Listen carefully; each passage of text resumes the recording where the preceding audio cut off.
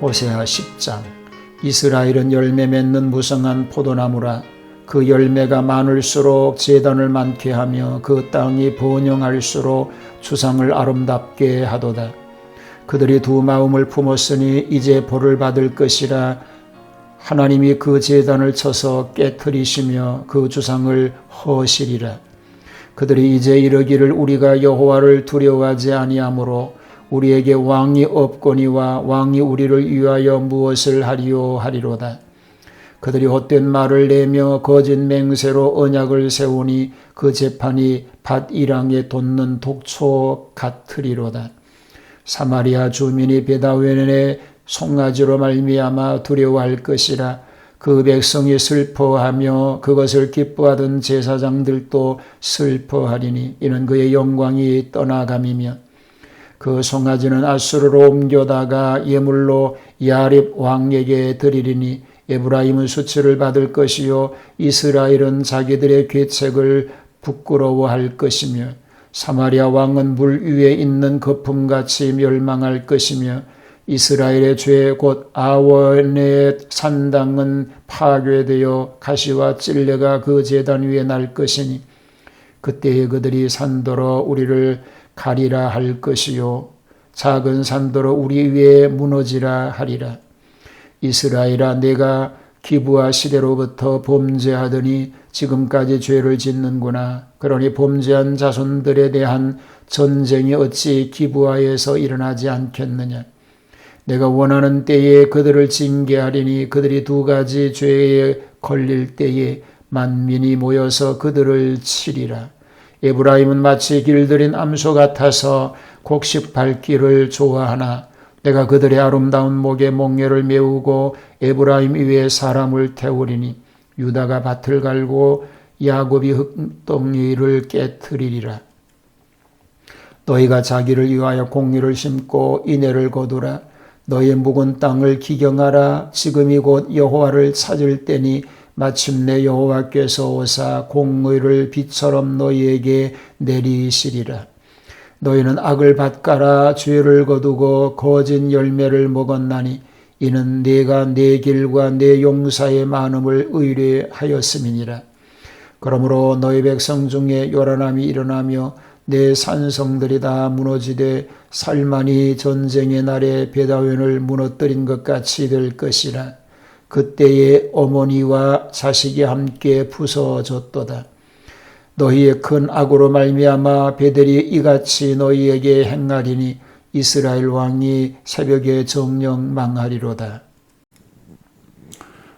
일찍이 엘리야 선지는 여호와를 섬긴다고 하면서도 바알 우상을 섬기는 무리들에게 너희가 어느 때까지 두 사이에서 머뭇하려느냐. 여호와가 만일 하나님이시면 그를 쫓고 바알이 만일 하나님이면 그를 쫓을지니라고 당시 국민들을 책망하였던 일이 있습니다. 자, 오늘 호세아 10장은 두 마음을 품은 자에 대한 얘기가 소개가 되고 있습니다. 번영에 비례하여 부패해졌습니다. 1절로 8절 말씀입니다. 하나님의 백성을 포도나무에 비유하였는데 무성하게 열매가 많을수록 제단을 많게 하고 그 땅이 아름다울수록 주상으로 아름답게 하였으니 하나님께서 주신 번영의 증가에 따라서 그 번영을 우상 숭배의 죄악에 이용하였습니다. 그것은 하나님을 경록케 하는 큰 죄악입니다. 특히 주상이라고 하는 말은 바알 신을 위한 돌로 만든 기둥형의 우상입니다. 이는 가나안 본토민들의 풍습의 하나입니다.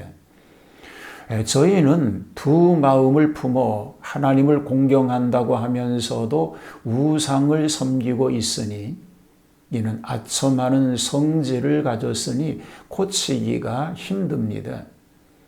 그들은 종교적인 노력은 하면서도 여전히 거짓됨을 탈피하지 못하니 이는 마치 옥탑에 나는 독초와 같습니다.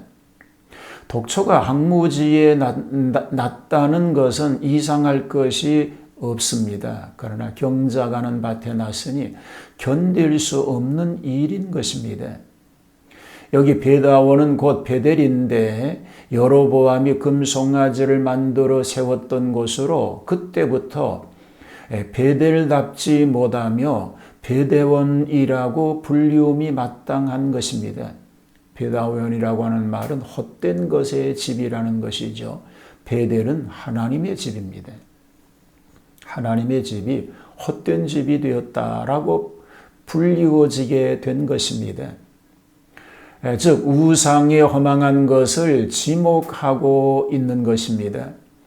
7절과 8절은 이스라엘 나라가 아수르의 침략을 받았을 때에 될 일에 대한 예언인데 왕은 없어지고 세상은 해파되고 백성들은 막다른 처지에서 정복자의 가해를 피하려고 차라리 산악이 무너짐으로 거기에 묻혀 죽기를 원할 지경에까지 이르게 된 것입니다.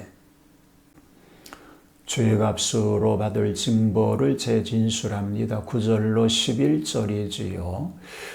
이스라엘 나라가 기브아 사람들의 범죄를 징벌하기 위하여 전쟁을 하였습니다. 그것은 의로운 듯하지요.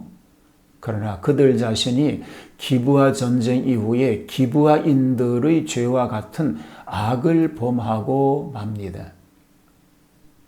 기브아인들과 마찬가지로 악함에도 불구하고 그 전쟁에서 베냐민 족속이 거의 전멸된 것 같은 전화는 아직까지 받은 적이 없다는 것입니다.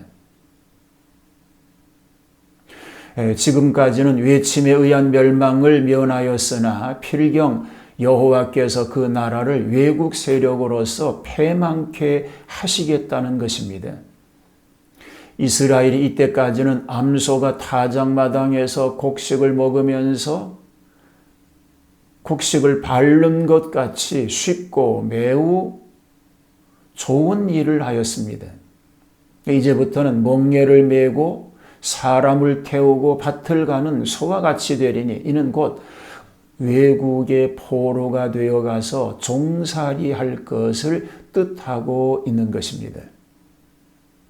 불회개에 대한 경고입니다. 회개하지 않는 자에 대한 경고인 것이지요. 12절로 15절입니다.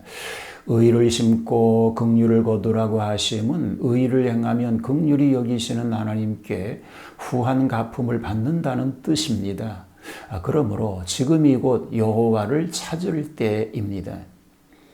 이스라엘이 하나님을 의뢰하지 않고 자기 길과 많은 용사를 의뢰하였으니 악을 밭가라 죄를 거두고 거짓 열매를 먹는 격입니다. 자기 신뢰는 악의 근원이 됩니다.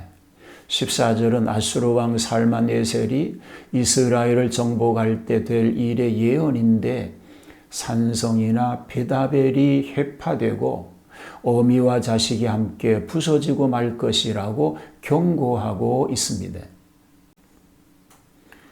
이렇게 이스라엘에게 환란이 오는 것은 하나님 때문에도 아니고 혹은 아수르 왕 살만에셀 때문도 아니고 다만 베델 때문이라고 합니다. 곧 베델에서 섬기는 우상 숭배의 죄 때문인 것입니다. 오늘 우리는 어떻습니까? 두 마음을 품고 하나님도 섬기고 우상도 섬기고 있지는 않습니까? 온전히 하나님만 섬김으로 복된 승리자가 되시기를 주님의 이름으로 축복합니다. 오직 하나님만 섬기게 하옵소서. 어떤 상황 속에서도 하나님만 섬기는 그런 신앙의 승리자가 되게 하옵소서. 오늘도 우리 가족 모두와 더불어 하나님 영광을 위한 거룩한 가문으로 하나님 뜻을 이루어가게 하여 주옵소서. 예수님 이름으로 기도하옵나이다. 아멘.